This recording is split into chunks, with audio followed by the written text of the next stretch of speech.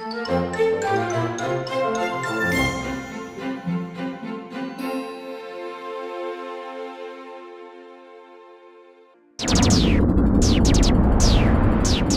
takes a little while to get used to formatting a script for a comic because you have to not only think about the action and what's going to happen next, but you also have to kind of frame that into one single panel at a time.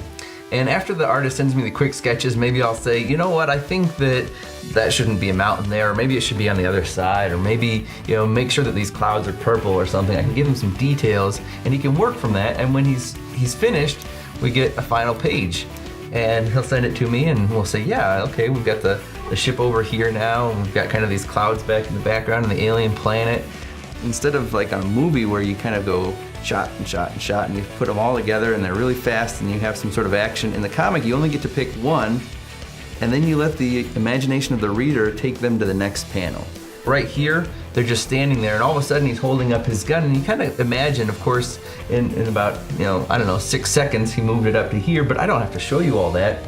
And on the bigger scale, we may jump from one scene to the next one and you can figure out that he's been moving somewhere. And so we can move really quickly, or sometimes we take advantage of that space and we move really slowly. The Bible has so many lessons in it, all over, that you could just kind of flip it open and find something really good. And the positive thing about that is when you're dealing with somebody who's learning a life lesson, that means the Bible's probably already talked about it.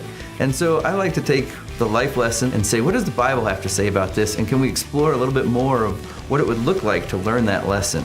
And so open up the Bible, see what verses kind of address that, and work with those.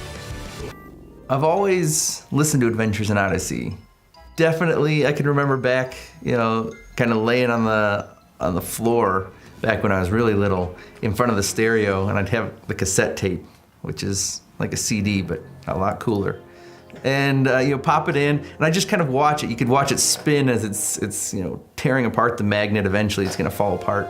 While I'm just kind of watching it spin, it's almost hypnotic, and it kind of takes me into Odyssey, and my mind is going over here, and I'm just laying there flat on the floor. But as far as my mind is concerned, I could be anywhere. I could be traveling with Bernard and Eugene, or I could be on Tom Riley's farm, maybe picking a fresh apple. I still listen to Adventures in Odyssey. My favorite Adventures in Odyssey character is Eugene.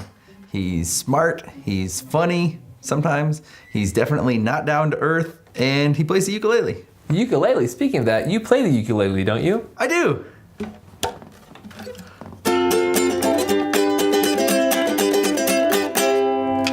Excellent.